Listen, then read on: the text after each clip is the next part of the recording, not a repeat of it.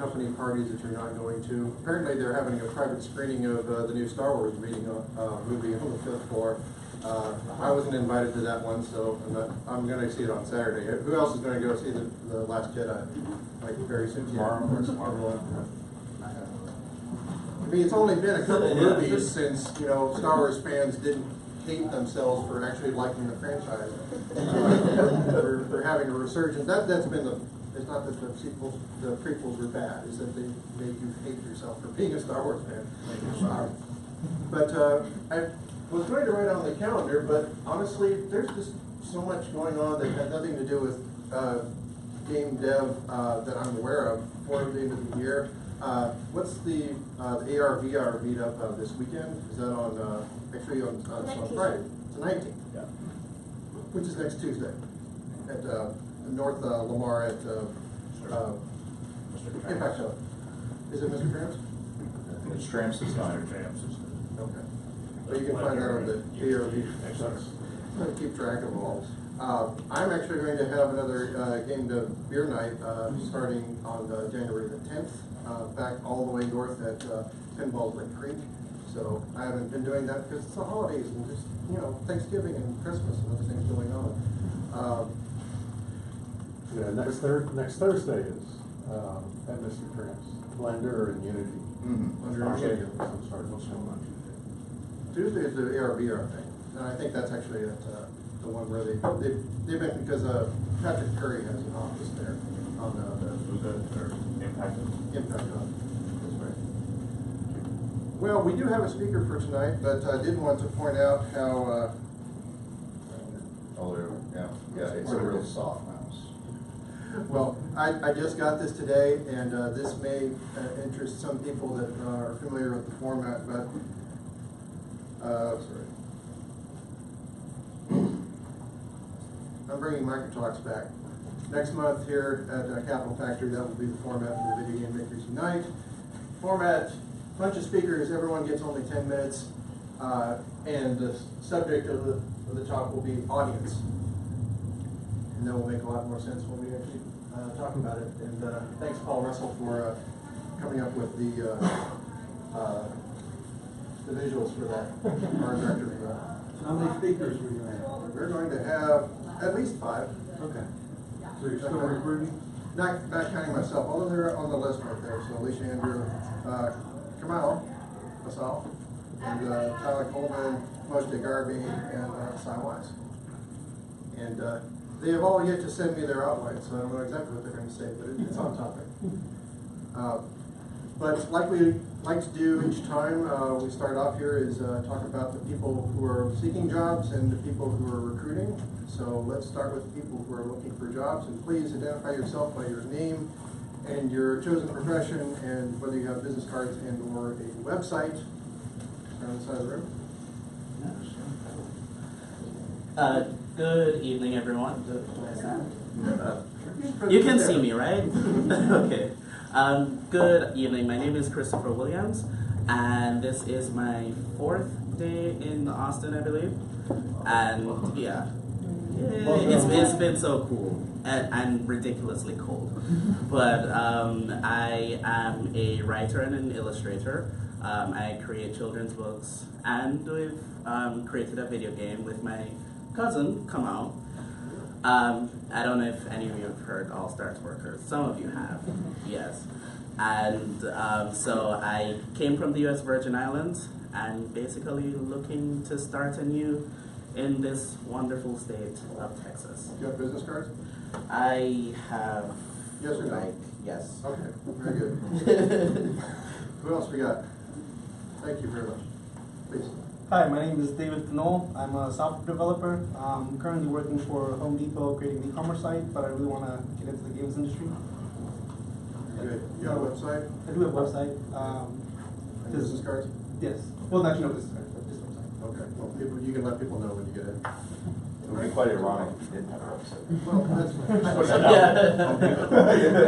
sometimes I chide people mercilessly if they don't do what they're supposed to do when they're coming to a networking event. Yeah, we do have a speaker, and yeah, it's going to be a topical, sit down and listen to someone talk for a while. But this is you owe it to yourself, especially if you're looking for work. It's not just what you know, it's who knows you that will lead to the job. So no one knows you, hey, I can hire you.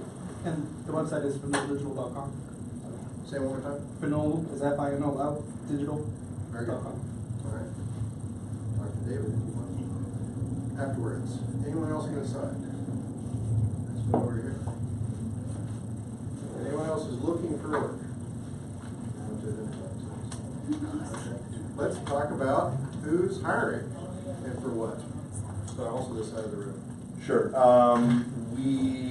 So I own Underminer Studios. We do VRAR, MR, everything in between. We have a couple of projects that are out for bid that look like they're going to go through. So I'll end up needing some Unity developers. I need people who are interested in volumetric capture, photogrammetry, anything of that nature. I will definitely be able to help you out in those categories.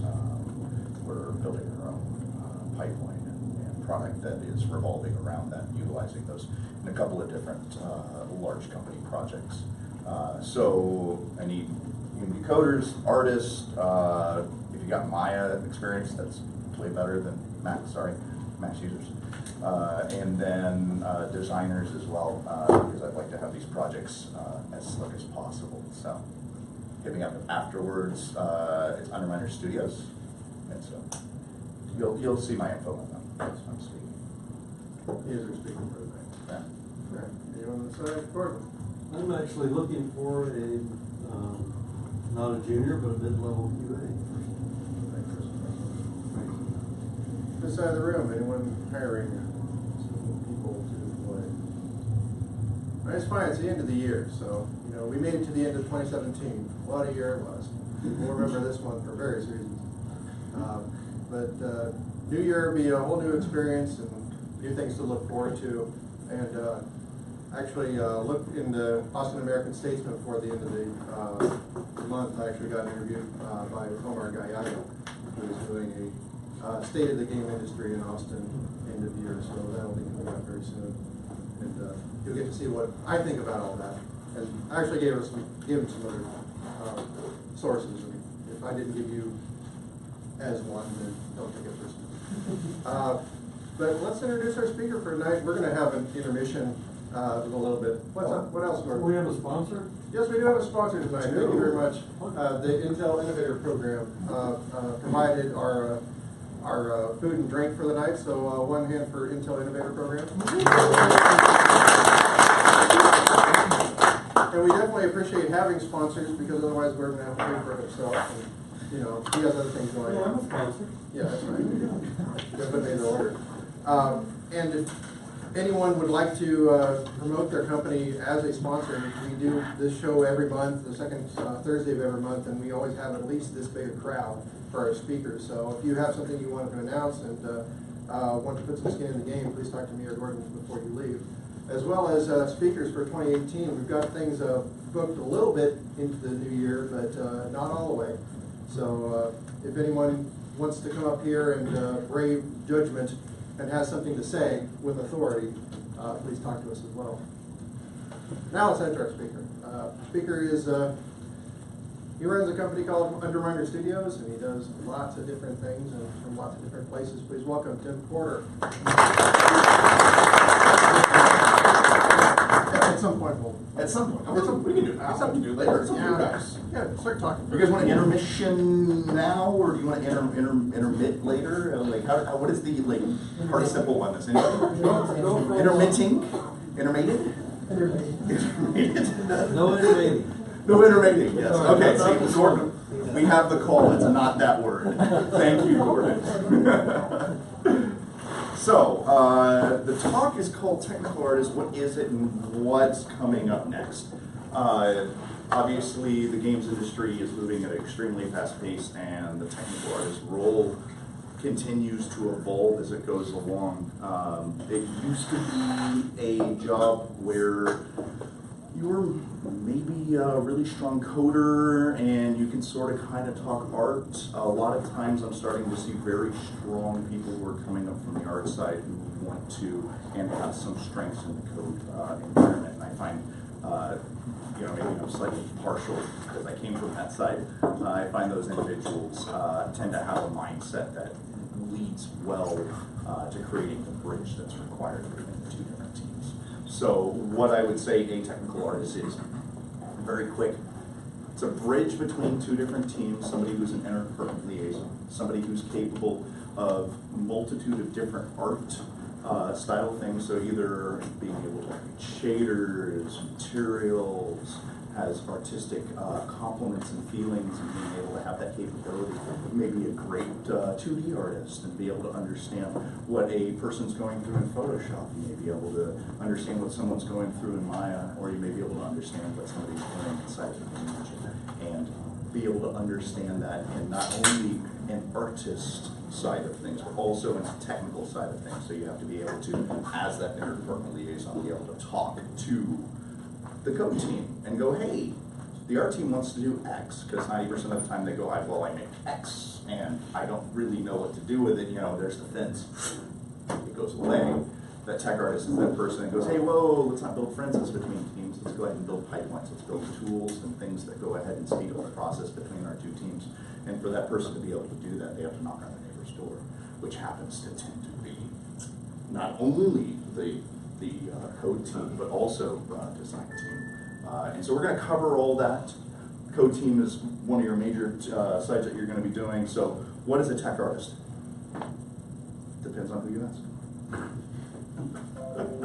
So a little bit about me, my accomplishments. I have 40 plus credits from video games, movies, production, product, everything in between. I've done everything from workless motion tracking, facial recognition, to green screen extraction without green screens, to video games of every single platform. My company is a preferred developer for everything from Leap Motion to PSVR, and everything in between. So, when I talk, I speak of a broad style of sense. And so it's applicable, obviously, because most of my career, about 10 years of it, was in the game industry. And the term that I like to use, because that's who I feel I am, as a technical artist. But in other industries, I've been called other things. I've been a technical director. I've been a pipeline technical director. I've been everything in between. I've been a product manager as well.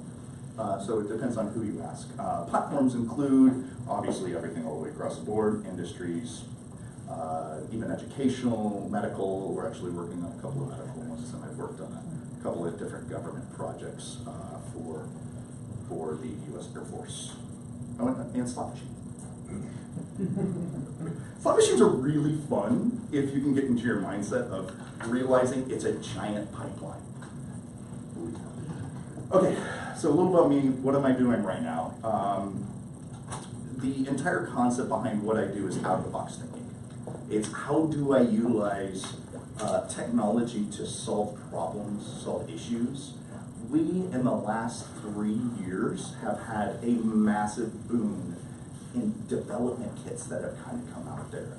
We have everything from super high-powered Raspberry Pis that are capable of doing, object extraction, facial recognition. Like, you could literally put a Raspberry Pi in a robot and it could run around. Like, phenomenal. $35. Can you say that 5 years ago? No, you can't. And then we have things like, facial recognition has become a huge hot point right now. Doing things like machine learning has been a huge hot point. So what I do is I take all this technology and I try to utilize it for good. I try to utilize the vertical of all this machine information that we can get out of any of these different sensors or any of these different devices, and I use them in medical devices. So we're working on a project to be able to help people who have had surgeries. If you've had a surgery, one of the things that they give you is the compression clothing so that you don't go ahead and pop a stitch or rip out part of your body.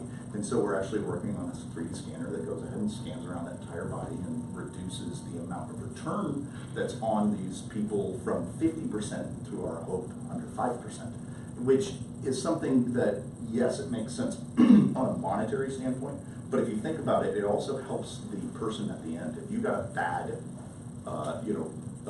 compression clothing, compression sock on your arm, you're gonna have to wait a couple of weeks until you get a good one. And that could cause complications, and that's the third cause of death in the United States for healthy people. So it's just one of the different ways. And obviously all of this kind of comes through the use of game technology and game mantras. And so I'm taking a little bit of my game background and pulling that in so that other verticals actually have a chance to start moving forward. So that's what I'm doing right now. What is a technical artist? Obviously we've talked about it being a bridge between programmers, artists, and designers. It is actually a really fun kind of job to be in the middle of all of them, especially once you get designers that are extremely vocal involved. So how many people have actually worked in a production environment in games or any style of where you would have a designer and all the different standpoints? So we get a couple of people. So for the people who haven't, so to give you an idea, what a designer's role is they sit there and they go, hey, I have this really cool idea. Here's these ideas that we want to go ahead and put out there. Let's go ahead and have this person, he's going to run around the entire room. He's going to jump on walls. He's going to do all this insane stuff. And then the code team goes, okay, because everybody knows what coder does. They take the ideas, they implement it, they put it in there in a skeletal style way. They make it to where it's something that can be interacted with and be dealt with. And then they go, okay, I'm going to code those things, I'm going to put all those things together. And then you have the art team, they go, well, we got to make this stuff pretty. How do we do that? Let's go ahead and put all those different things together. And the problem is, if you notice the way that the balancing act between all of these different things are, everyone has a different style of what they need to do to go ahead and get the thing done. For them, the design team, their idea is, let's put the most functionality. How do we make something that's the most engaging? How do we make it to where it's something that has the most interactivity? The code team, usually the most limited team when it comes to the team size, goes, that's a lot of stuff we got to put in there. I've got to go ahead and not only do I have to understand physics of somebody running around the room, they got to be able to jump on walls and jump on tables, and we got to have physics so they can do that. And then we're going to add jiggle deformers. We want them to bounce around and actually have jiggle. Whoa, that's a lot of work. And the art team's going, well, yeah, we can do it. We can make it pretty. We can make it explode. And the art team always oversells. They undersell, over-deliver, and the design team always has their head in the clouds. And that's just a typical one. Of course, it's a boiled down to what happens. It's not the same at every single company, but based out of the number of different companies that I work at, that's the pretty standard. And so what the technical artist goes is, well, let's not have them jump on the walls. Let's not have a 999-headed dragon, because the game engine can't take that, but it can take a 998-headed dragon. And then I've done this. This is real numbers, people. And then the code team goes, well, yeah, but that's a lot of art. Those are a lot of different heads. How do we get that from point A to point B? And then you go, okay, well, what I'm going to do is I'm going to go ahead and make an automated pipeline. Take all that art from over there. You guys give me X numbers, and those numbers will float in space, and I'll go ahead and I'll hook all those different pieces into it. And so we make a script that takes all of those heads, takes all the people who are running in the rooms and jumping on objects, and how do we make this into something that is a circle? It's an entire complete system that is built off of the strengths and weaknesses of every single team and how they can work together, both with the capabilities of what they're able to do within the time strengths that are possible, as well as what is capable within the game engine and with all the technical restraints of whatever platform that they're working on. So ensuring that the art assets are easily integrated into the game. A lot of times you sit down, you go with the art team, and you go, hey, here's your guidelines, this many polys, let's do this texture, let's have it in this naming convention. If you're really good and extremely draconian, like I tend to get because I like extremely automated pipelines, you can also go ahead and enforce naming conventions so that objects cannot be turned in. Or if you get really, really good, and this was something I had fun when I was working at SPI, Sony Picture Imageworks, you can also extend most DCCs or digital content creation tools like Maya or Photoshop and make it to where the only thing that opens up is the very specific naming convention that you want them to do. So they get drop downs and they put in little words and that's all they can do. And hit enter and it's good to go. And so all of these different things obviously help. But the last thing that you want to do is the next thing on our list, which is you don't want to limit the artistic vision. You want to go ahead and make the game, from the beautiful idea that the design team has been working on for so long, and the amazing job that the art team wants to produce. You want to do as much as you can to make sure that both of them are in alignment so that the artistic vision is always done. And that takes a lot, and I mean a lot of R&D. You'll spend so many hours sitting there going, okay, 998 heads run and 999 crashes. And so you sit there and you play a balancing act. And we actually all talk about what the balancing act looks like later on and how that works. You don't want to exceed the platform set limitations, obviously, I've beaten that horse a couple of times, and implementation techniques. So you want to make sure that everyone is being able to implement in the best and easiest way functional for their team.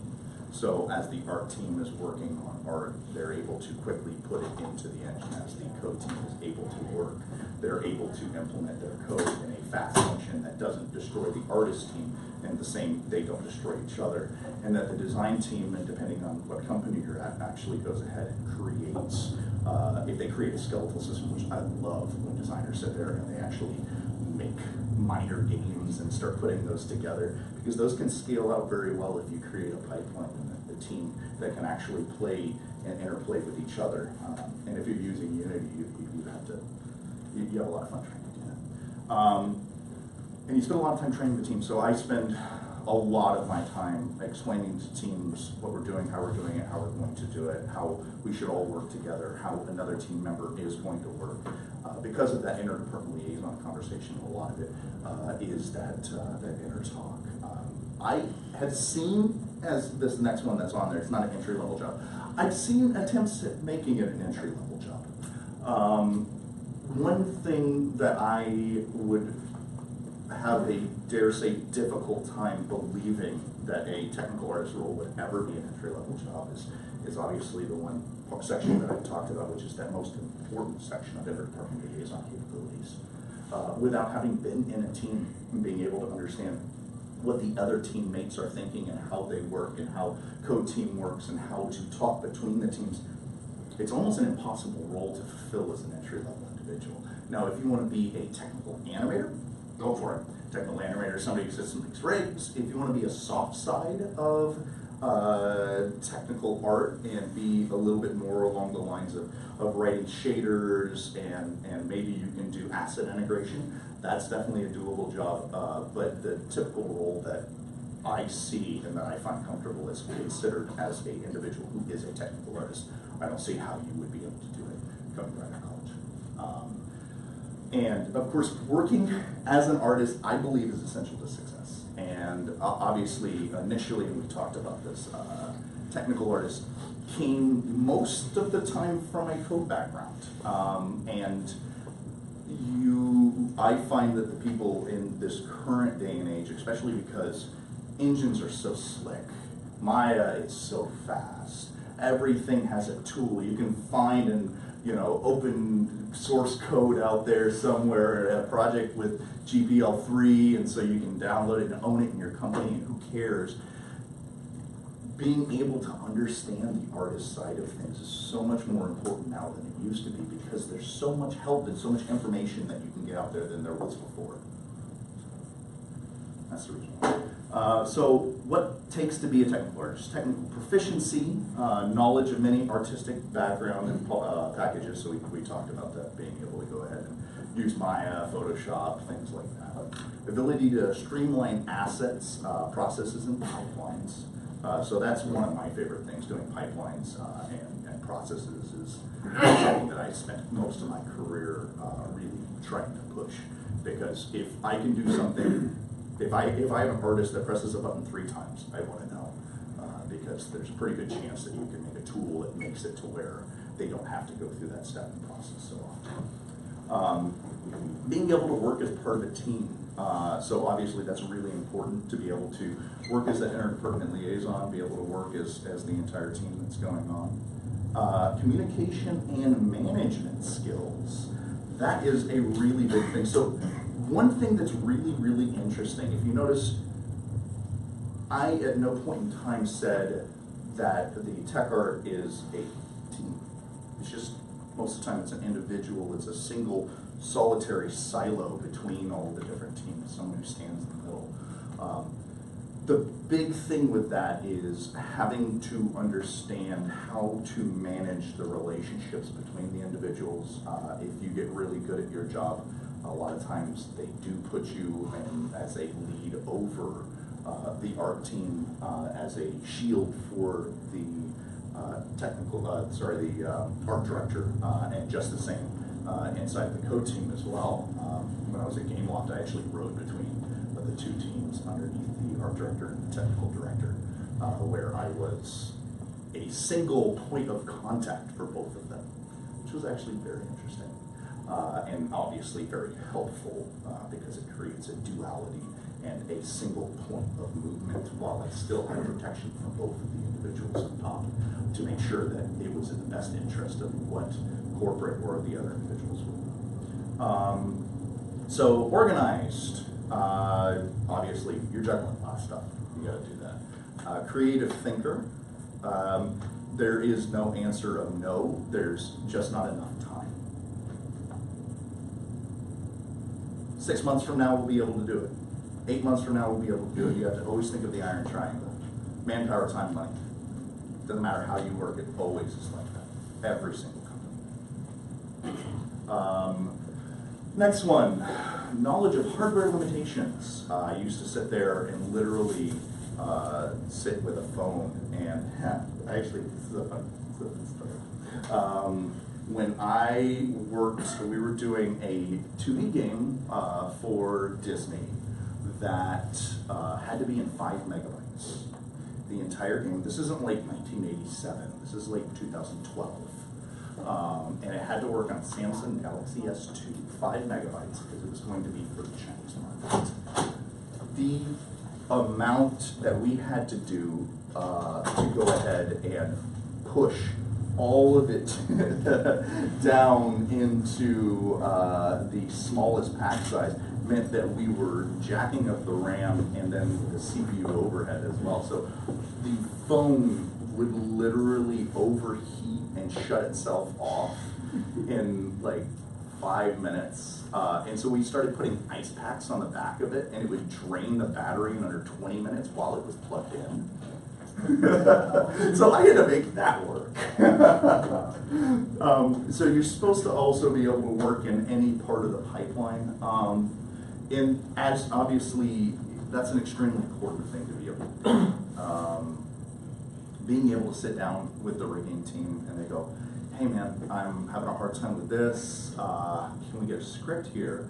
For you to literally understand the basics and then, you know, the secondary nature at it. You may not be the best. I am a terrible weight painter on rigs.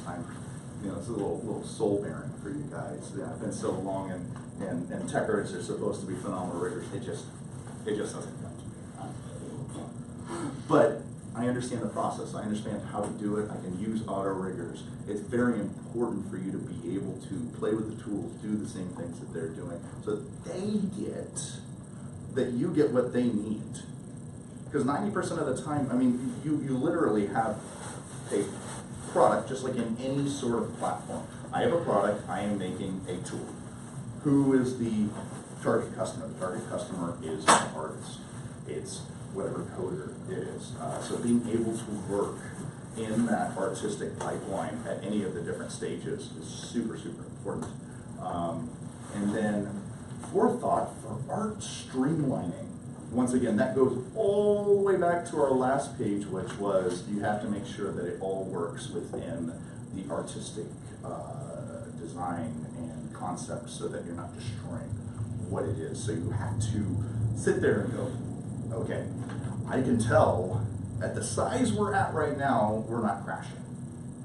But if we go ahead and we continue scaling at this size, it's going to crash at X. And a lot of times that is just, you know, a gut reaction. It senses off of previous product and projects that you've gone to, which harks back on my previous comment of, I believe it's an entry-level job. You can try. So how do you become a tech artist?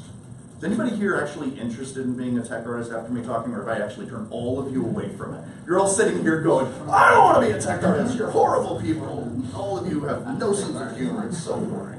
So we got a couple of people who are interested in being tech artists. So what would I do? And this of course is how I came into it. Go out there, get a little bit of experience, go out there and play artist for a while if you're not an artist. Go out there and play coder for a while if you're an artist. Vice versa, just sit there and do the other side's role. And you know what? You're probably not going to be good at it. That's okay. Keep working at it. Keep playing with it. Just understand what's going on. Have a thrill and a thirst for knowledge. Because having knowledge and being able to use this information, if you notice, most of the conversations that I've been talking about is experience. It's being able to go, hey, I remember X from Y, let's put it in Z, and let's make, you know, those things go together. And so it's watching, you know, that beautiful mind kind of setup where all the strings are everywhere and everything's going in between it, and being able to make that all work together. So go out there, get some experience, understand what's going on. Find out what you're good at and continue to practice it. So if you're really, really good at rigging, do that. If you're really, really good at shader writing, do that. Be strong in areas. That's actually extremely important. I am not a really good shader writer. I can write 7 other coding languages. I can automate absolutely everything. I could literally put IoT systems and rig up this place to look like Christmas lights in like 5 hours from now. I can't write a shader worth the life of me. I can't rig very well, but I do have my strengths. And that includes being able to do things like optimize for platforms. And so find out what you're good at. Practice the other stuff. Some things just may not be good at. It happens. Take on light tech artist roles. So a lot of times, if you're in a studio, just be like, hey, I'll optimize that stuff. You want that integrated? I'll do that. That's cool. I'll take that in. Can I do a couple of rigs? 99% of the time, someone's going to go, all right, your plate's pretty clear, like 2 weeks from now. Sure. Just go ahead and go in there and do it. Everybody who is in a leadership role at a company that you should really be happy to work at and that you should be grateful to work at is going to let you try something. And you know what? If you fail at it, it sucks. But you know what you learned? A lot. You learned a lot of the get some experience category, and you learned where you can fail. And if you fail gracefully, I can tell you nobody's going to hold it against you. So, what skills do I use on a daily basis? I do a lot of pipeline creation, efficient design, and optimization. As I said, I literally work in absolutely every single vertical. So being able to do things like scanning on HoloLens and things like that, you have to understand the basic principles of not only what the engine can do, what the devices can do, and I really think pipeline is fun. I really do. I find it really interesting to literally sit there and have a build server that runs. So we have build servers and actual servers, and I have a server room in my office that is like full stack servers that I run. We do the entire Elastic suite. We have Jira, Confluence, Bamboo, Bitbucket, and we actually have 3 separate Bamboo servers that each do something different. We have one of them that basically does builds. We have a Mac server that does all Mac stuff, because if you guys haven't done any iOS development, if you don't have a Mac, I don't know why you're doing iOS development. Thanks. And then I have another one, which is basically a personal one, so that I don't roll out complete shit. Like, it happens. You do enough pipelines, you realize shield your team. Things could go really weird. Wait, why is my desktop gone? I'll fix it later. So different type of technical artists. We talked about this before. You know, you find out what you're good at if you want to be a tech artist. You can do a whole bunch of different things. I can tell you the weakest version is your generalist. It's just this one right here. And that only really kind of comes down to something that you'll have a difficulty finding a job in, because people don't want to hire generalists unless you have as much experience as I do. So obviously I became a generalist because I have 10 years of experience and experience in all these different categories, which makes me generalized. But I still do have strong skills in optimization and pipeline. If you want to do shaders, if you could sit there and you could write a mean shader, I can tell you, you will be making $180,000 plus working in Canada at Sony Picture Images. Not a joke. I told them that I'm not very good at shaders, and they're like, but you can kind of do shaders? And they're like, literally, like, they have one of those boils and like, oh, yeah, so it was really, they're scary. You can write shaders, the movie industry is for you. And then of course, games are really starting to push into that area. Obviously, with the newest version of PBRs, and a lot of companies really kind of pushing towards that way as Unity pushes their nodal graph system. The need for shaders in games is actually going to probably go down a lot. So there it is. Team interplay, working with designers. So what are designers like? You have to give them the idea of being able to do efficient design. So a lot of times designers will come up with the most phenomenal idea, which you do. It may not work in the engine, but it's really cool. The art of negotiation. So these people who are your designers tend to be people who make games. A lot of times, you know, started off in either Dungeons and Dragons or some other form of pre-made game that had the idea of mystery and being able to move on. And they're extremely well spoken. So I tend to find designers are the more entertaining to negotiate with. And so it's a lot of fun being able to do that. And if you want to, as a technical artist, be able to curry favor with the design team, always roll back onto your expert status. So you have to be right. The fun thing about being an expert is if you screw up, you're not much of an expert anymore. So you got to be right. So always keep sharpening those skills. On artists, be compassionate. You have to remember most artists don't sit down and they understand their tool, they understand how to work in the tool. If you provide them with just a little something, some code, some work, a lot of times they are very grateful and will continue to help you. And if you find that person who's Mikey, which is always my favorite, Mikey is, you know, it's that kid who would try everything. Obviously, some people are old enough to remember the commercial. Thank you, Henderson. Thank you. For you children out there, let me get my cane. It's an old commercial.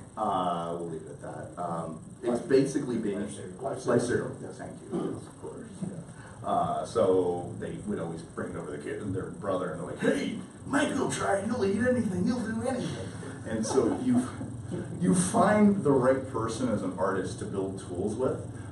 You're correct, Mikey is not the one that will press the button 50 times. You don't want the monkey football situation.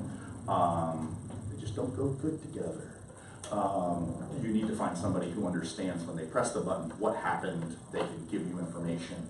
They have a slightly technical idea of what to do, and a lot of times they're super helpful if they're able to go ahead and feed back that information.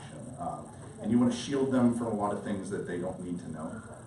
So a lot of times, if you get in a really huge conversation about very massively technical things, you can really change the direction of an art team. If you go, we're thinking of X, we want to do Y, you need to keep those ideas in your head until you're in with the code team or you're in with the design team on how to go ahead and utilize that information. Because they want to help. Everybody wants to help. The art team wants to help in the way that they want to help, and a lot of times they shift very quickly, and you don't want to let them do that. So, how do you work with code team and tech art? Utilize the skills and abilities. Every single individual has skills and abilities. You find the team and how their skills and abilities work together. Find the weaknesses in the way that they're working and put some code in there. A lot of times, my scripts, I'm serious. If I had the, don't piss me off, or write a shell script to replace you, that, I worked at a company, which was Real Networks, where in my first month there, we went from 80 people to 40 people. By the end of it, it was me, an artist who didn't really do his job. He was a really nice guy, but we kept trying to get him to understand it. He just had a hard time. And then another coder that was working, and we did a game. We did Slingo Adventure, which is not a tiny game. It is about the same size as Candy Crush, but the amount of art that's inside of it is even more. So it's 100 levels, giant. So a lot of times it would just be, a couple of one-liners, especially Python. It's, you need a library for that, and just down it, it's fine. There's a whole list of different libraries and what their strengths are and what it looks like when someone's creating it. I swear, if I remember right, the Python one was no, you just can't import this language and call this your answer. You can't just import that. But that's Python. You can literally import anything. So understand the constraints and weaknesses and limitations of your code and your tech art team.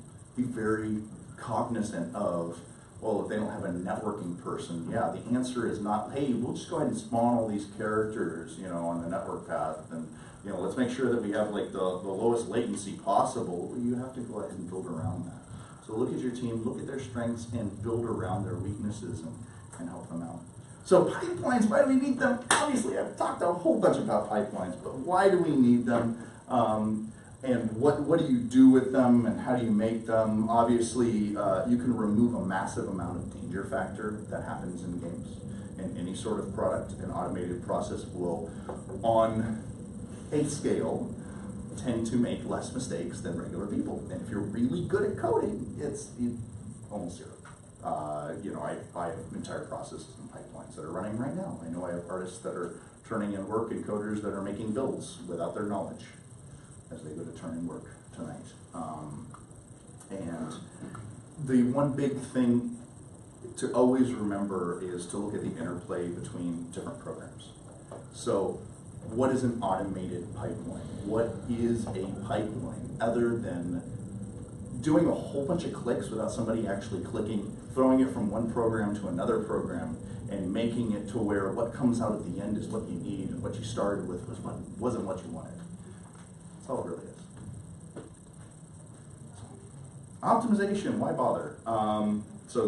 Obviously I'm touching on 10 years worth of experience, and I get very talkative. Did anybody want intermission? Is anybody hungry? I can keep going, trust me. Is this your haptic one? I have no idea. The thing is, it's all gooey. It's all gooey. Time is what it is. It's relative, exactly. The answer is what? You have my permission to take a drink. You've Oh. covered with that bottle. Yeah.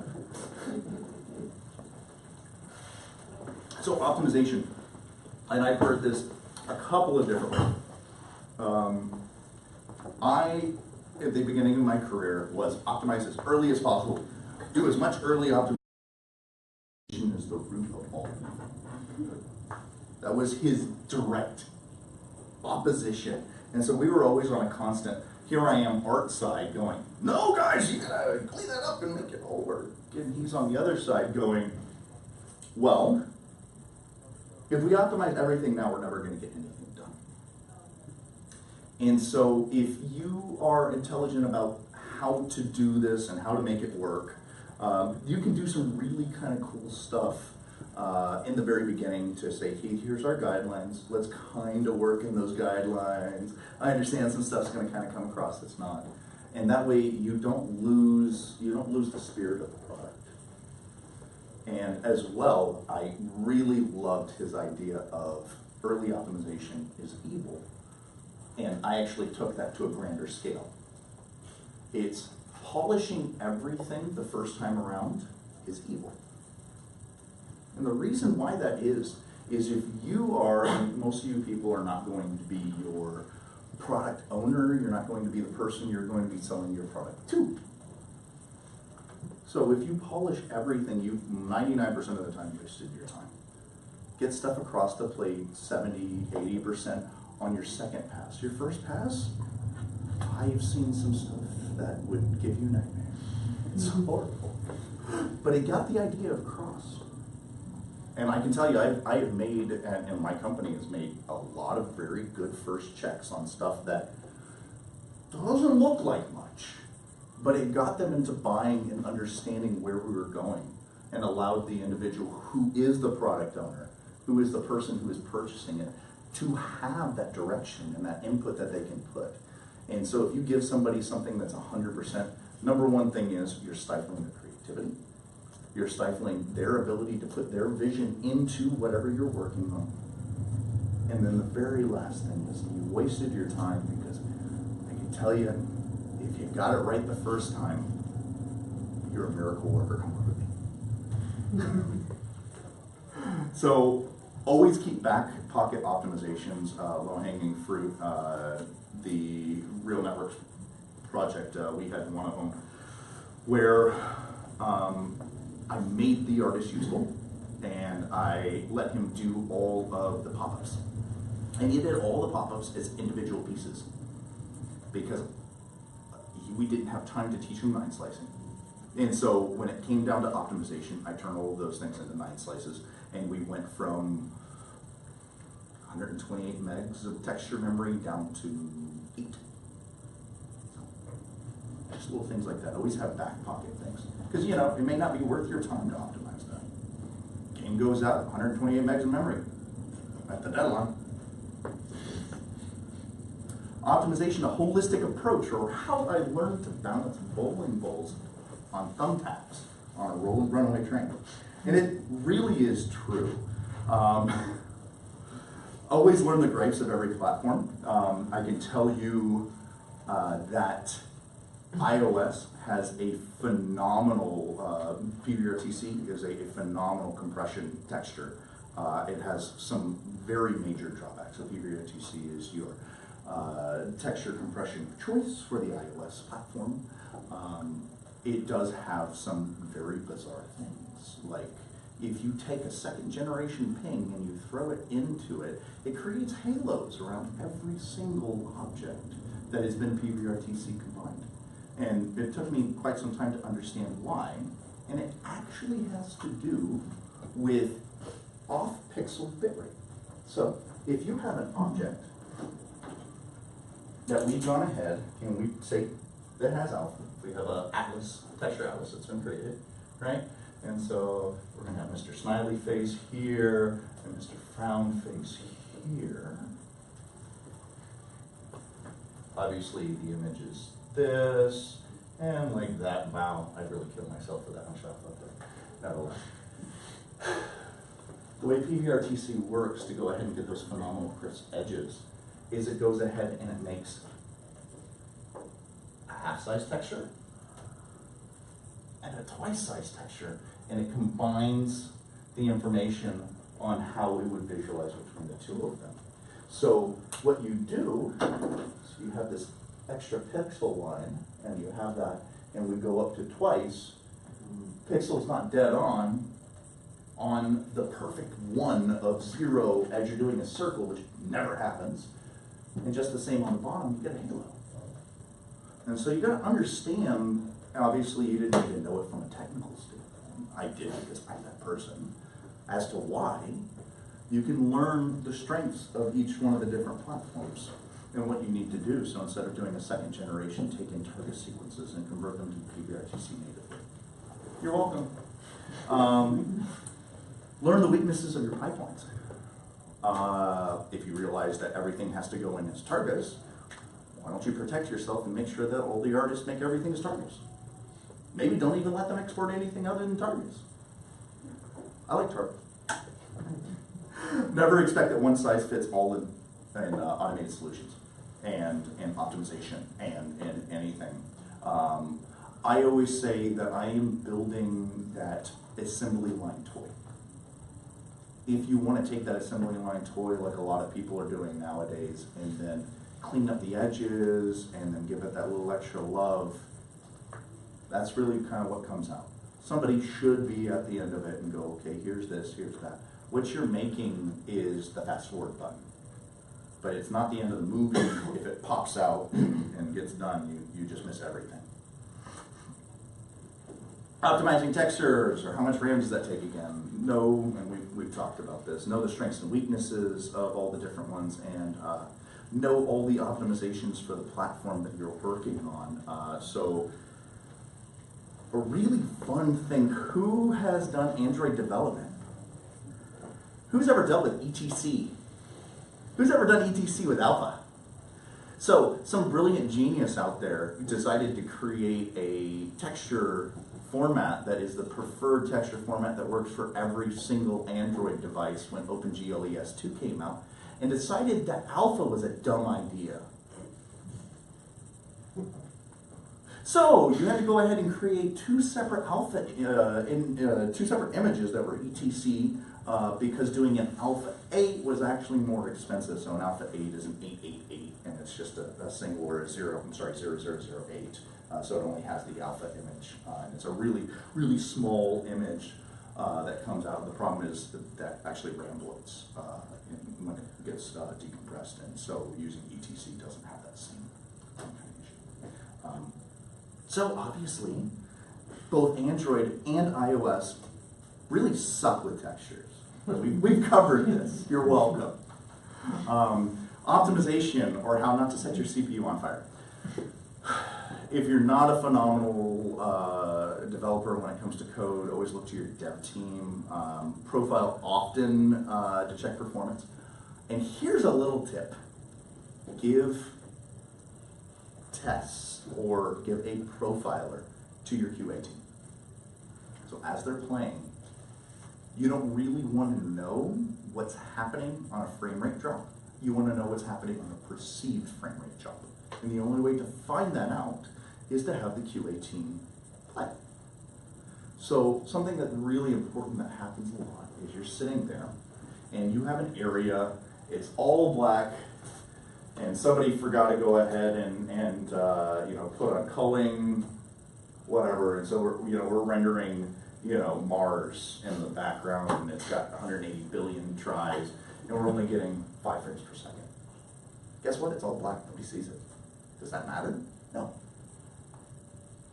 Somebody might get mad who's looking at the profile data, just not sure. We then turn, and we're on the main character. And our main character here is phenomenal here. I do look here. And somebody's put on way too many alpha cards. Our depth sorting is going insane. We have too much overdraw. And we're running at 18 frames per second. Didn't matter, does matter. That's the big difference, is I don't care if that's running slow. I do care if that's running slow. Perceived frame rate is always important. And obviously handing that to the QA team is super important to be able to get them to do that. Know the limitations of your engine. That's just going to take time. Every single engine has problems. It wasn't until Unity 4.8 that they solved if you instance an object that it didn't continue containing a small part of RAM, and the WW class didn't continue as a memory leak. The literally, if you go to download something, if you do anything on the internet, your RAM will just continue to, and so you'd have to make your own class to be able to deal with downloading. Just, I don't know, who does this? Optimization, GPU, or how to make it magic, like dead serious.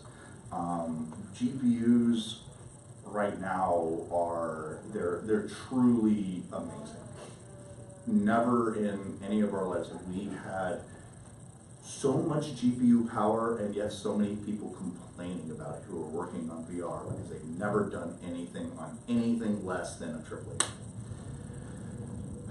Know what things are expensive, know when to utilize it, know how to be careful. The Here's a fun story. So I did a project for the first VR video player that went out there, which was VR Radio, and we did a FF decoder. The way that CPUs to GPUs work is that there's a driver handoff that goes from your CPU to your GPU to tell your GPU to do X, Y, and Z. Someone decided in their infinite wisdom on Oculus to not make that a thread-safe operation. So, if you're running at 120 frames per second and you accidentally grab the GPU information at the wrong time, it doesn't just wait for it to come across, it doesn't wait for it to go to the next frame. It BSODs your system.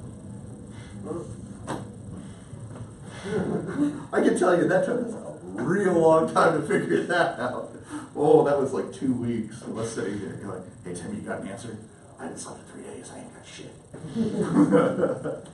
Optimization or hard drives. Hard drives are becoming less and less and less and less and less an issue. They're still obviously an issue. If you have people who don't have SSDs, like, good luck. Yeah, your wait time's gonna go really, really long. They're coming out is going to be some very amazing hard drives that will change everything.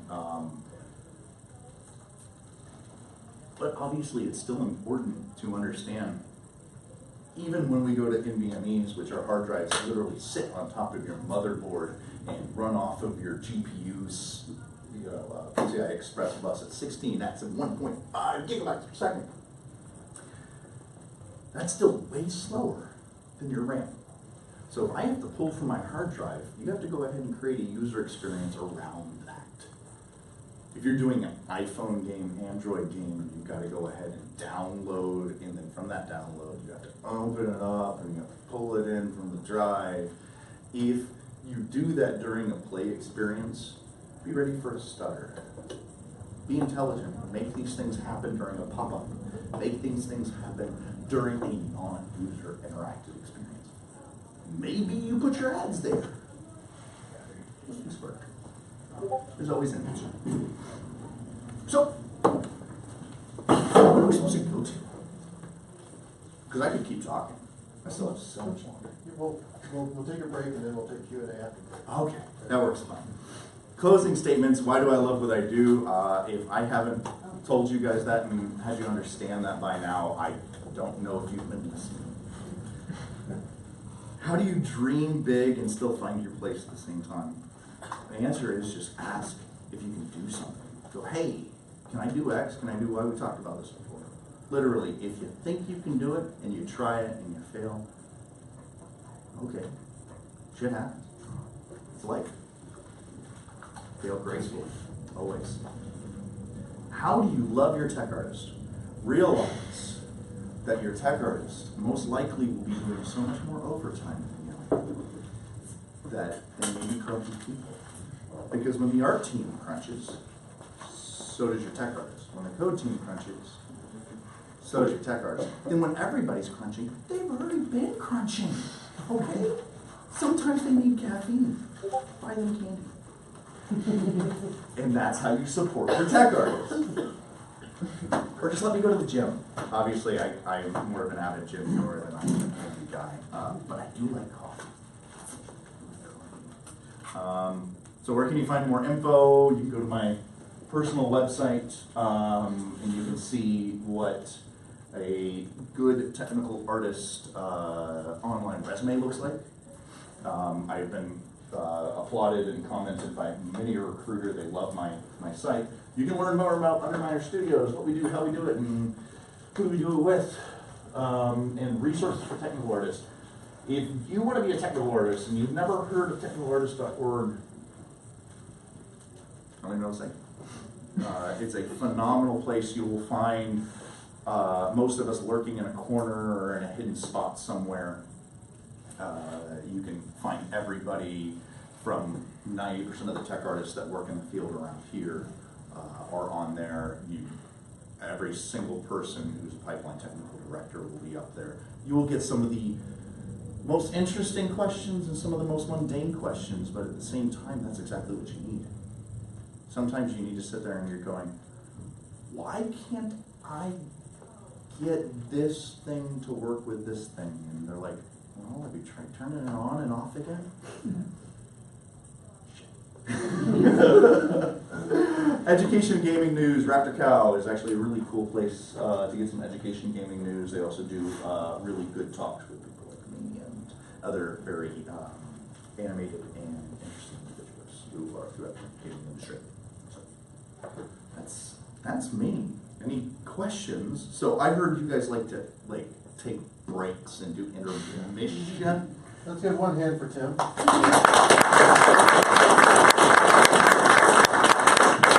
As you take out your timepiece, you count down 10 minutes from now. Restrooms are down the hall and on your left. And if you want another drink or a pizza, please help yourselves.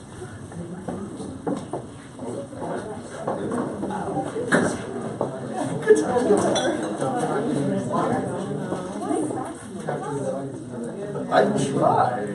Yeah, that was right.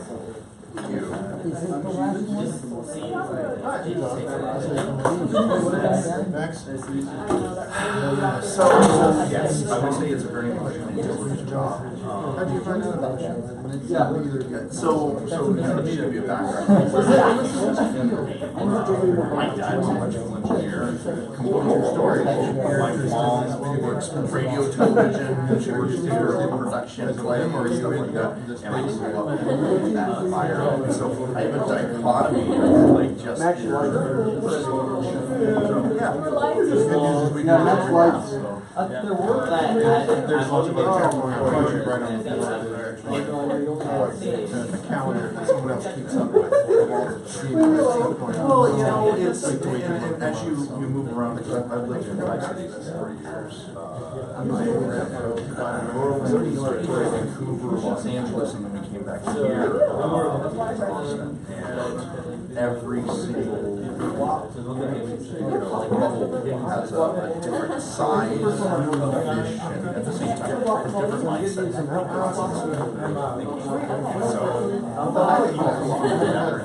When you said it, I was like,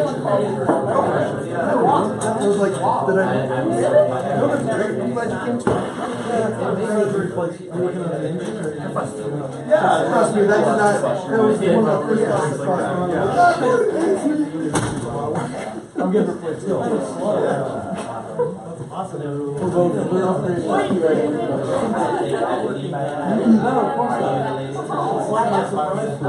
I know. Trust me. It's all I've been thinking about. My mind went from You know, I actually zero. Well, we all have You knew I was curious with what you said. You were like, please, I'm gonna get you to go. This is how it works. Oh, man.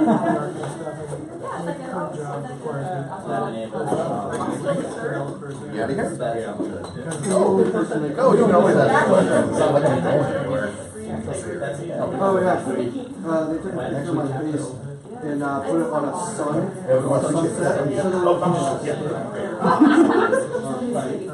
What happened? How did it happen? Oh yeah, no, that's not it. Oh, it's great to hear.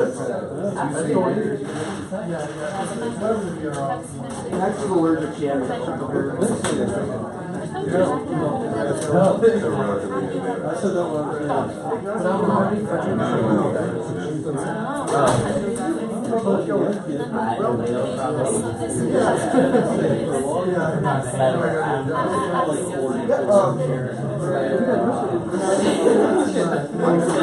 By water, we know it has.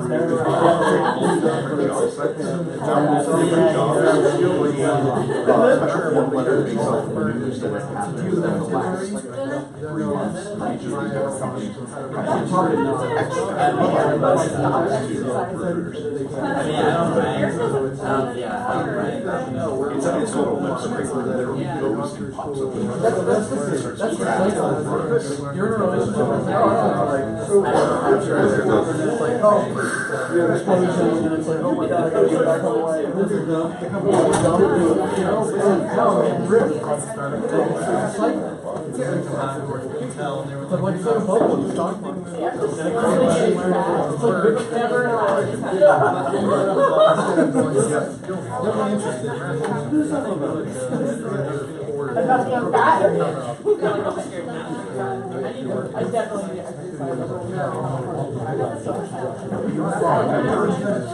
have somebody standing up on stage and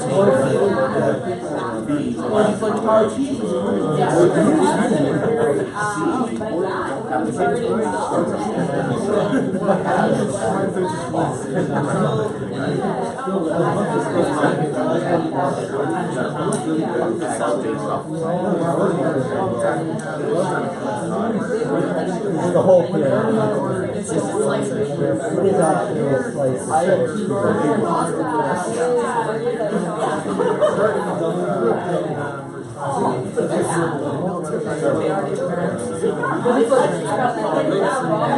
know. It's so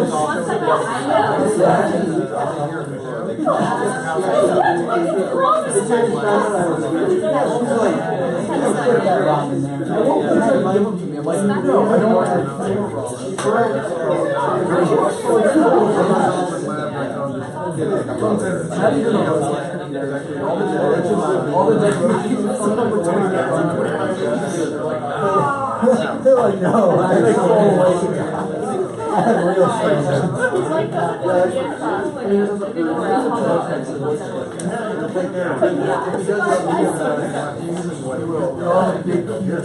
I'm sure you'll probably be wearing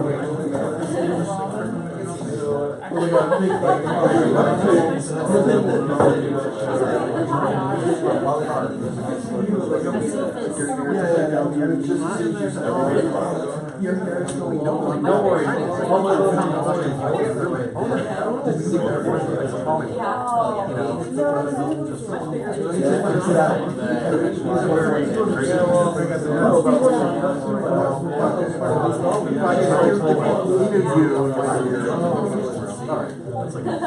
Not quite hard. Although that is fine because she did look. This is a much milder joke.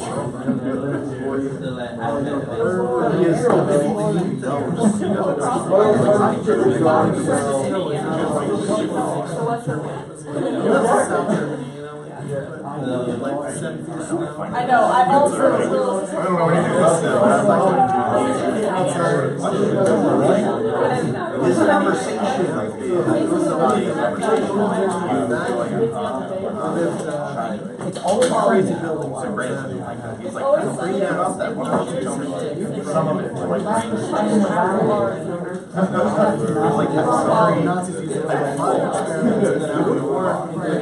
don't care. Oh, yeah. We lived in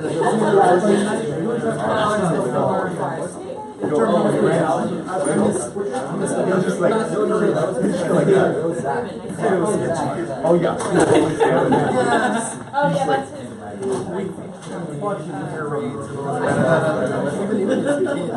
Just see if he'll do that. I don't think could have died over there.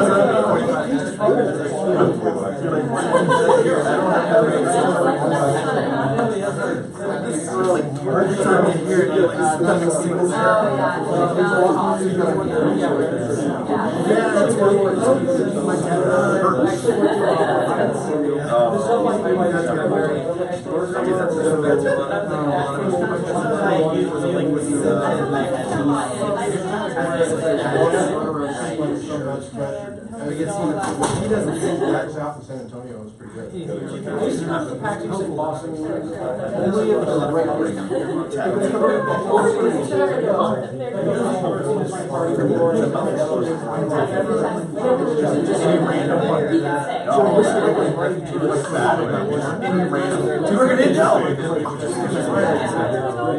makes me wonder, like, there were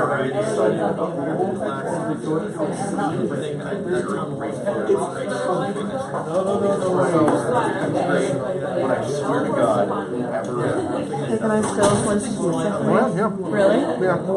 should be like, you know, on a stage, like, tell us your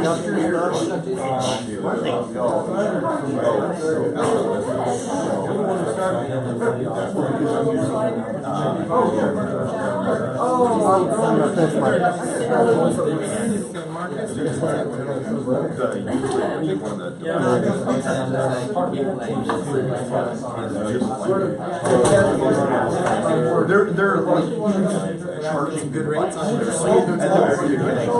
It says, please charge with the OTG for it.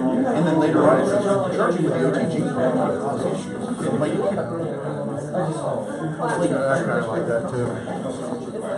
no, it's entire time. Like, something for mine. but then you want to go ahead and get Alright, folks, we're way back to our seats. Yeah, we're just looking for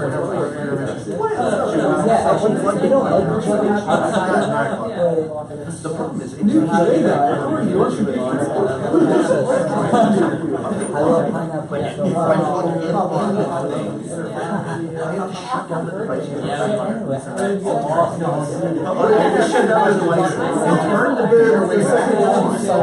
and what's even worse is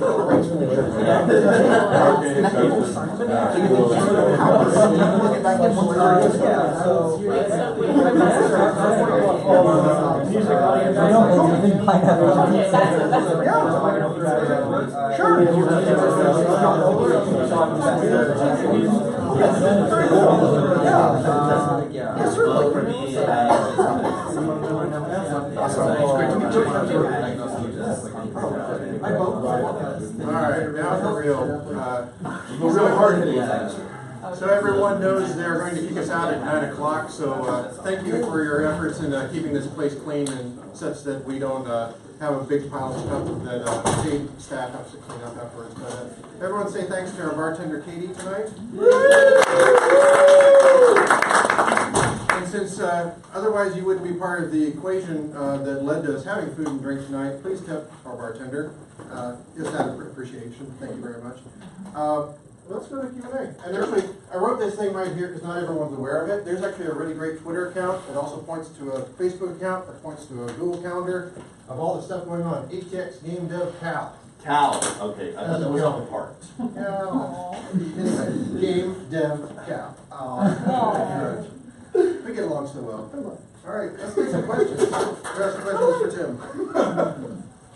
All right, what do we got? What do we got? What's the trickiest pipeline you've ever worked on? So define tricky. Like, most difficult to like integrate from one hardware to one software. Okay, the most tricky one that I'll talk about, the current one that I'm doing, the photogrammetry, like flat out, that thing is insane. I love it. The most interesting one that I created, which would be tricky from a couple of different standpoints, was, it's going to be easy to explain to a group of people. Like if I was telling to one person, it's not too bad. So what we had was, that's Photoshop. That went to After Effects. That went to Unity. It's all controlled by a Google spreadsheet. So this Google spreadsheet. So, seems pretty simple now, huh? So, what you could do inside of the Google spreadsheet is the project that we're working on was a RealSense project that utilized your head tracking to do panels on a comic book adaptation of Wild Blue Yonder, which is a very interesting comic, needless to say. But the entire plot line was automated to the point where you could take a Photoshop file, and Photoshop file spit out, and then from there it split up the data into two different sets. One of them had the rotational, translational, and all of that data, and put it into a XML file. From the XML file, once we got into Unity, there was I actually literally worked with an ex-NASA mathematician on this. This thing is, as the parallax was created, you had multiple buckets. So we were actually creating something that had physical depth, so that when you use Unity's actual depth of field, it could actually go all the way back in as the way motion blur in Unity works as well. If it doesn't have actual depth to work with, it comes out really grainy and really piss poor. So it was physically X number of units away. All of those things and all of those different principles of how much parallax, how much depth, what style of depth that was created, where its spacing was. If it was a close scene, it would pull it forward. If it was a long scene, it would pull it back. If it was, you know, a space shot where we had a whole bunch of different planes that are in the same area, it would go ahead and put it all the way out in the same amount. And of course, all of these objects also moved and breathed and created and moved as you moved along. And we had 2,450 some odd shots, so the same size that you would think of. Literally, the game was 28 gigs before I did a really cool process. And you can do this. This is really, really cool. So what you do is, since it's a comic book, comic books have a very low color tonal change, because a lot of them still work on the 4-color system, and that one was actually printed in the 4-color system. So if you go ahead and you put targets into the entire system, and then as you make a build, you put all of the arts assets into the streaming assets folder, the system doesn't do anything to them. When it goes to make a package, you can actually still attach yourself to the streaming assets folder. And so what you have to do is you reverse engineer the metadata that comes out as well, and then you go ahead and you put in web-safe color images. And of course, it bloats up in RAM just as you would with a standard payment for target or any sort of image that you send to it. But your pack size goes from 28 gigs down to 500 meg. Dun, dun, dun, dun, dun. So that was messed up. That was literally, I'm not kidding, sat down with a NASA mathematician to make the physical math models. I remember sitting there, and I don't know why he had these on his desk, but he had, and I went to a head store to do this, was because I couldn't think of anything else other than a alligator clip that was on a piece of metal and something like that. And one of my guys goes, "Oh, you mean like these roach clips over here?" And so we're literally working with, you know, like roach clips that have been, you know, angled down and yanked and put so that I could sit there with cue cards and move them back and forth, go, okay, well, this is a close shot, so I'm gonna have 15 of them here, and they move across and they go. And the part that was actually the most difficult was to say, these objects belong together, you can't split them. I can't take a person and have them breathe. Like, my arm can't go off and come at you. And so to be able to get that math to go without anything but intelligence of how the objects were animated together, we would actually check the animation of the object in front of and behind and utilize that. And then sometimes I had to go back in my hand and go, yeah, just put a flag on this object right here. It's like coming at me. It's really scary. What is the dog's head doing? Okay, what do we got? What's more interesting to work with, the artists or the tech people?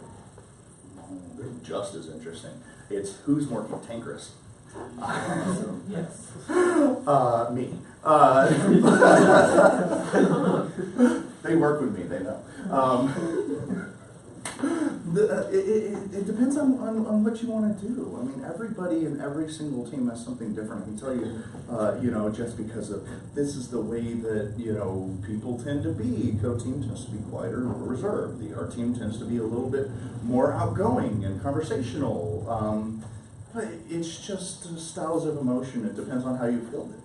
You know, obviously, I didn't pick a job where I'm doing the same damn thing every single day, or I shoot myself. and probably other people.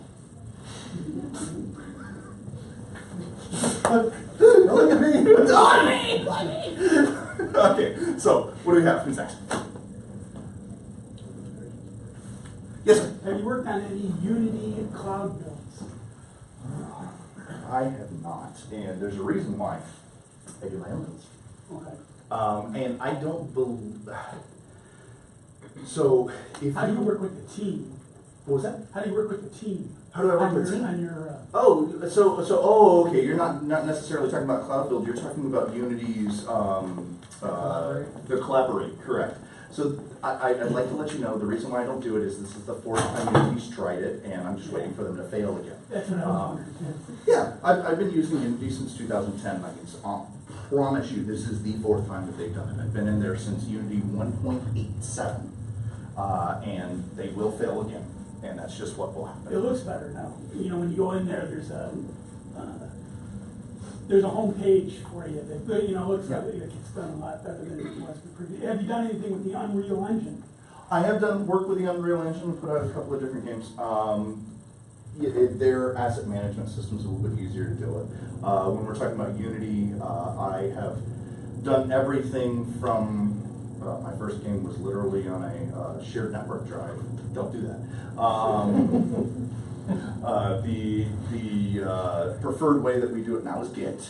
SVN works phenomenal as well. I can tell you it's a nice, between the two of them, being able to deal with the balance. But Unity has a major problem with scaling remote people and being able to deal with all of that. And that, if you remember, one of my jokes was, I did it in Unity. It does come down to that. I was wondering how their version control would work on the team builds for cloud. And so that comes differently. So you're doing two different. I'd like to two different build a commentary. Unity game in a cloud and have a reversionary software where you could have somebody that screwed something up and you can go back. Yeah, Git works fine. Yeah, it works. We do our own servers Okay. because I don't trust anybody. But you couldn't have anybody, can they go into your system remotely? Of course. Okay. Of course. Yeah, no, people can log in. Well, like I said, we have Jira, Bitbucket, Bamboo, and everybody in common. And you use everybody Git? can do that. And we use Git, and so Bitbucket uses Git, and you can also use Mercurial. Right. I prefer Git just because I If just everybody's going think it merges better and everybody's kind of using. The really cool thing about the pipeline that I'm talking about that utilizes all of them is you can get an email from a client. The client sends you, here's 12 different things that you need to do. Hey, these are the things and problems that I have. You can highlight them, right click, turn it into a Jira task. That Jira task then can go ahead and automatically, you can go onto that task, assign it to somebody, and hit make branch. I can make a branch immediately. And then tell this person, you're working on X branch. They turn in X branch. And then my Bamboo server, notice because it has the same style of architecture of the previous server, will then turn around and turn out a test. It'll actually make me a build that will test that. And then I can have it go ahead and do a test merge for me and bring it back into the main branch. All automated. It handles it all itself. And what would you say this was again? It's the Atlassian suite. So Atlassian suite. So that's Jira, Confluence, Bitbucket, and Bamboo. And if you want to just do Bitbucket, the amount that you would spend on servers and computers is super cheap. The license for a team that's under the size of 10 is $10 a year, and they actually just donate the money. And so work Unity, man, that would be so sweet. it works phenomenal with Unity, and there is a plugin that goes directly into Unity. And so utilizing Unity with version control is painful, just no matter how you work on it. And it just is the way that it's built. And the reason why most teams actually have issues is they utilize prefabs as these giant monoliths, and they're not. Prefabs should be these tiny little things that sit inside of structures. And when the final person that does this polish, and the way that I prefer to work and the way that I pushed every single studio that I've worked at that does Unity, there is a designer or a gameplay programmer that does the initial setup. artist walks in, puts in their art, puts it together the way it's supposed to, turns it in, and then the final coder, tech artist, or whoever's at the end of the pipeline then goes ahead and does that final polish and makes sure that it's set up in there. The positive with that pipeline is you start with a prefab that lives in its own scene. The artist works in their own scene, continues with that prefab, and then that prefab is then integrated into the main scene by the final person that only has the control of that scene. Because the way Unity works, it's a phenomenal pipeline. It reduces the number of issues because this handoff should have happened. Nobody's going to destroy that prefab. You should never have a much. No. You rarely have issues with textures. Textures is such a far down the list problem that never really happens. Your major problem are scenes and prefabs. Other than that, if you screw up textures between each other, so rare. So very rare. And not only that, it's an asset that can just be thrown back in. Yeah. It's not like you're doing a whole bunch on textures. Who cares? Okay, just throw them out, bring them back in. The only problem that you have are those connections that come across. And you can redo a lot of that very quickly, even on a major game like when we did Slingo Adventure, we had like 30,000 textures. Yeah. We literally were running out of RAM. We had to sit down with the Unity team at Ignite 2013 and explain to them the reason why we needed 64-bit and we got a beta version because of it. It should be fun. It would take me a day to bring in all those 30,000 textures. Yeah, really, because I did. when you said optimize, that's the, you could be on the wrong page and you've done all this fixing the That is a textures. huge scare. Oh, man. And I've had that issue. And I've done that before. And you know what you do is, once again, it's that same pipeline. You do test optimization. I own X prefab. All textures that belong to X prefab. I then go ahead and have it in its own scene. I get art director approval, technical director approval, and then it gets integrated again. And that's the safety pipeline, is you have, and as much as it seems like it's a slow process, it's not. It literally is approved, sent back, approved, sent back, especially if you're working in agile methodology. So it's, Unity is dangerous. It's very scary. I've been at studios where we've had little tokens and keys that people had, and They serialize an asset, or I can see how, somebody could break something and you just mess up the game. You can. And what I would recommend doing, and a lot of people don't do this, and I have no idea why, is a cache server. Cache servers are phenomenal. Phenomenal. What the cache server does is, what a cache server does is it allows you to go ahead and he serializes all the data of pulling in every single one of the assets. It goes to a main server that sits here. You open it up, all you're doing is downloading that data. That speeds up issues so quickly. If you also know how to deal with the command line that's behind it, which they have very piss poor documentation that's based on that, you can increase its size to like 500 gigs. So I have a server that sits there and every single person can download, and we have gigabit Ethernet, and suck it up and put it back and throw it in and do as many 50 different ways. And so that is going to be one of your biggest things, because it allows mistakes to happen in a much more iterative fashion. Rolling back is much of less of a dangerous issue. I would also recommend having people turn in things on task. So now we're getting into how do you deal with version control, how do you deal with tasks, how do you deal with working. Make sure that tasks are bite-sized. I never liked, and I pushed it every single studio in our studio as well, a task that is any longer than 2 or 3 days. Of course, you have main characters that are bigger than that, but they live outside. Anything that requires you to work inside the engine, especially, if it's any larger than 2 or 3 days, it becomes really dangerous. But if it becomes bigger than that, then have them make their own branch, and then they merge it back in. But we could sit here and talk of the philosophy of what works for every single team. But that goes back to who you're dealing with, how you're dealing with it, and how your team is going to work. I can tell you the pipeline that has worked for me happens to be that stopgap checkpoint procedure. It's worked at almost every studio I've worked at. But then again, I'm also the whipping boy and the person who would solve the problems. And so it reduces the amount of problems that I see outside of bizarre areas. So you've So done I this know like what in the Agile, issues are. you use Agile for that? So internally, my company utilizes Agile methodology in every single studio. I utilize Agile methodology, but there's no such thing as Agile methodology, and anybody who believes that they're actually doing it is wrong. Everybody does something that's obviously a hybrid. And that really comes down to, if you have a product that has a launch date, you can't really do Agile because then you're doing waterfall because you've got to put it all in there, right? So nevertheless, obviously hybrid methodology, yes, I would recommend the Agile style methodology. And actually, a path, exactly. And you can continue working on that. And it allows a much more optimized flow. If you're going to utilize Agile methodology and you want to utilize any sort of Jira style methodology, one thing I would recommend highly is going ahead and splitting up tasks.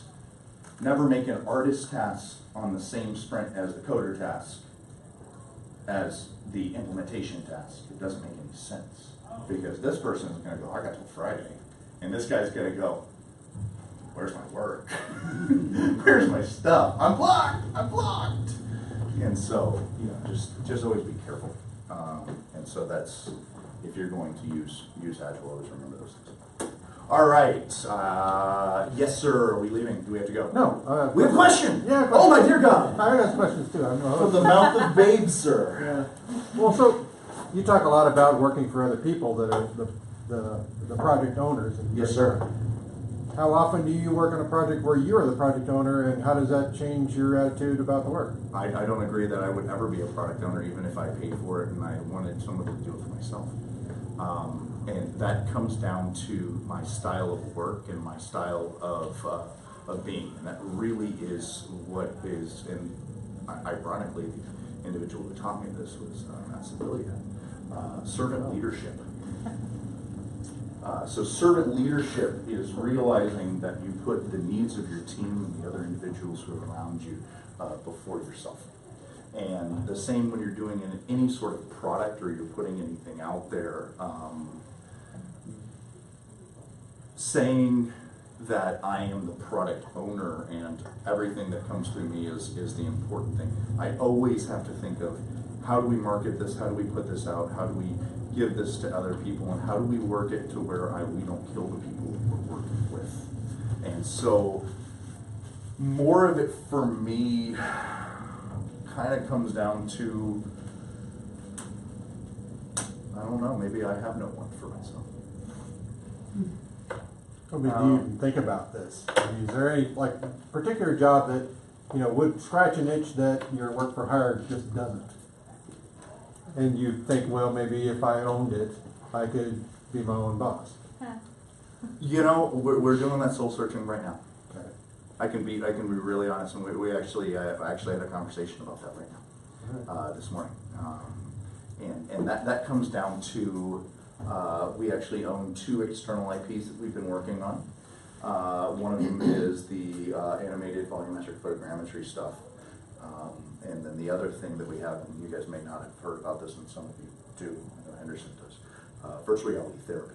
Oh yeah. And the thing that we're trying to do is democratize mental health and provide mental health solutions to individuals who may or may not be able to afford it, get to it, or have a stigma behind its acceptance.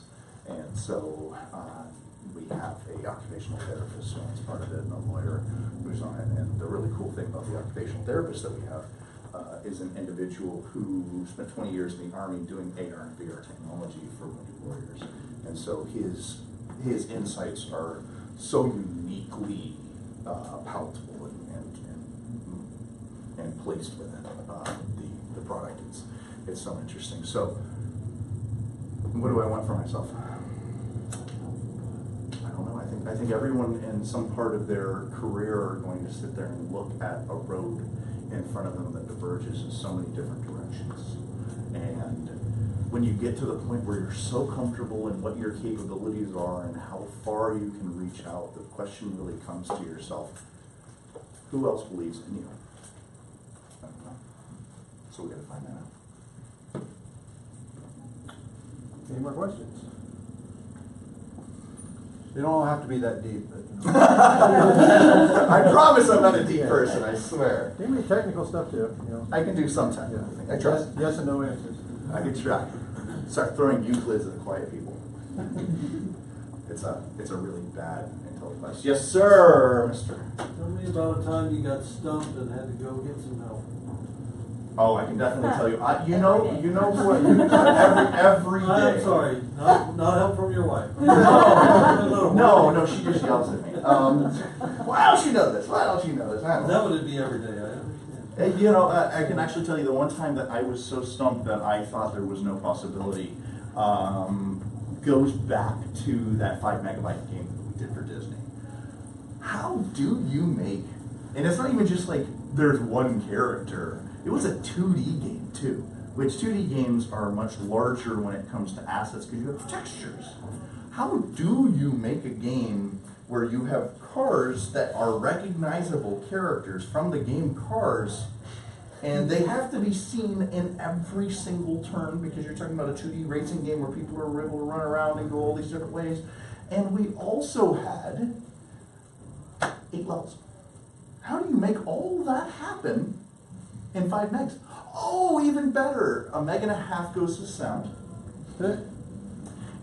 And 3 megs goes to your coding.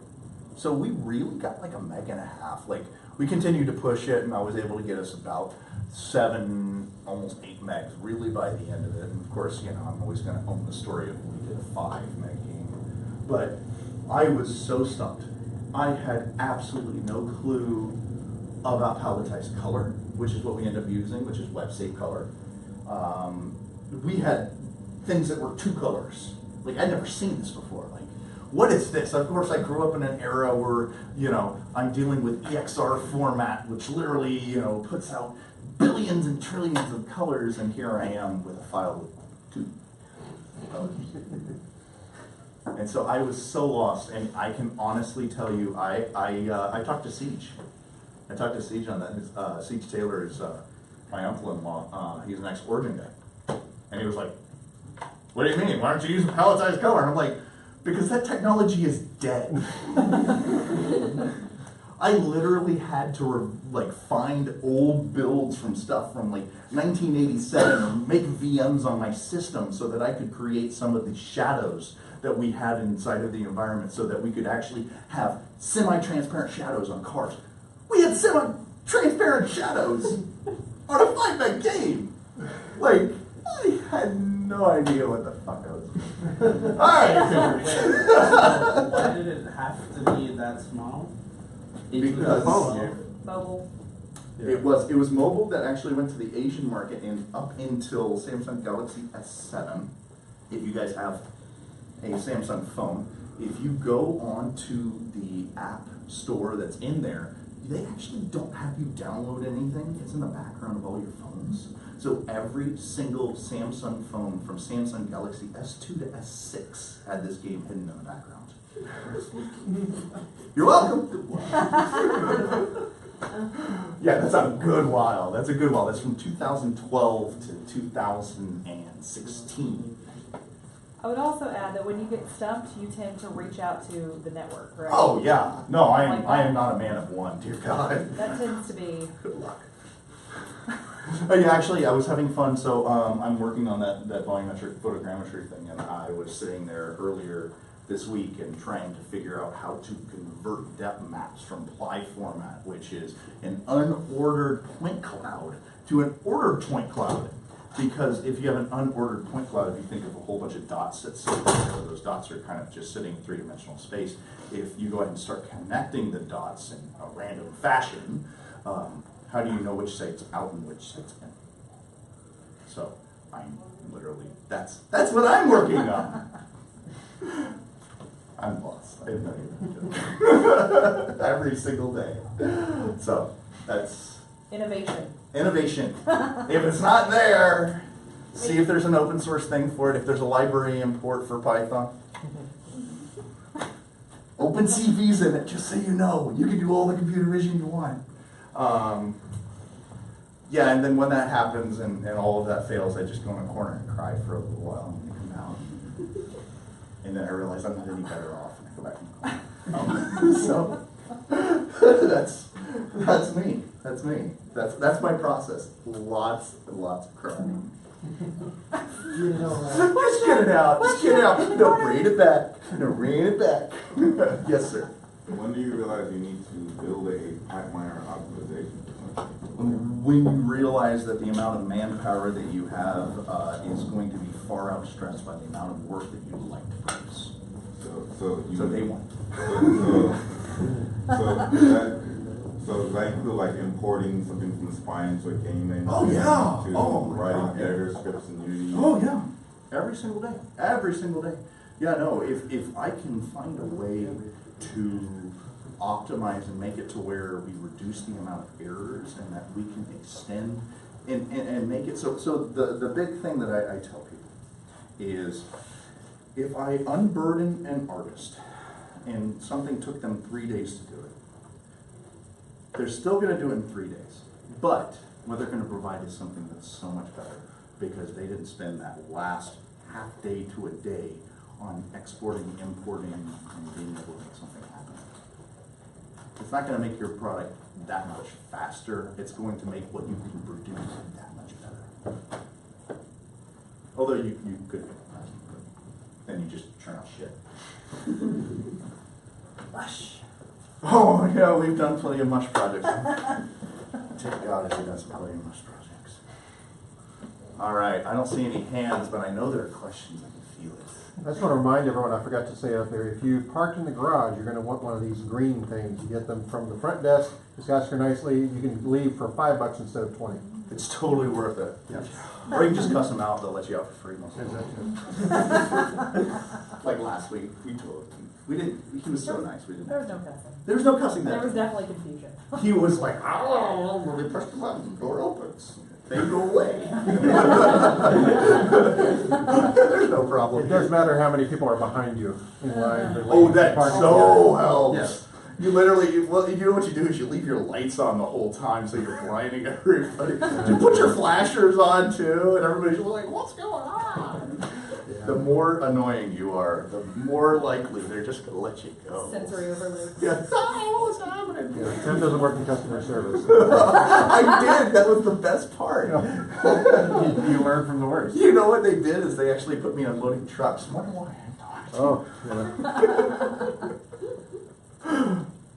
All right, well, ladies and gentlemen, this will be our last show for the year, and one more hand for Tim Porter.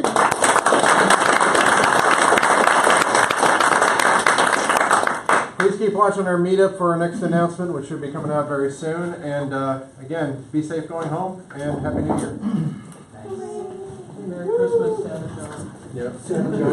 This hat is very warm. I'm just doing that for fashion.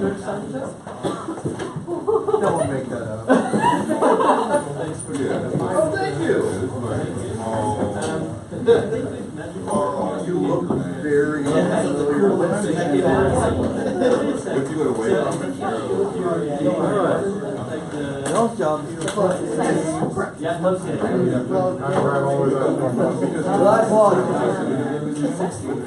Oh, 2 years in a row, actually. I'm sure this last year as well.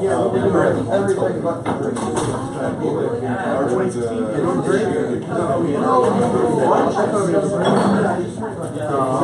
I don't drink a whole lot. Yeah, I mean, we're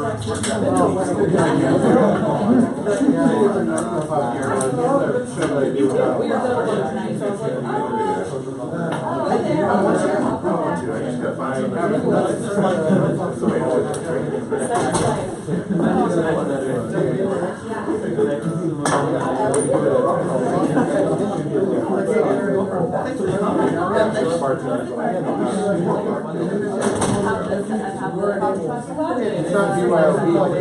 I got entire references. That's what's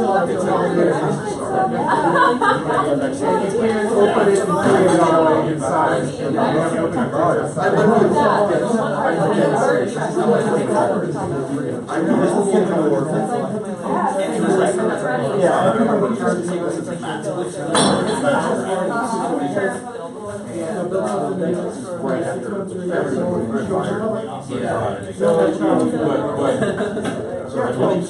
This one shows the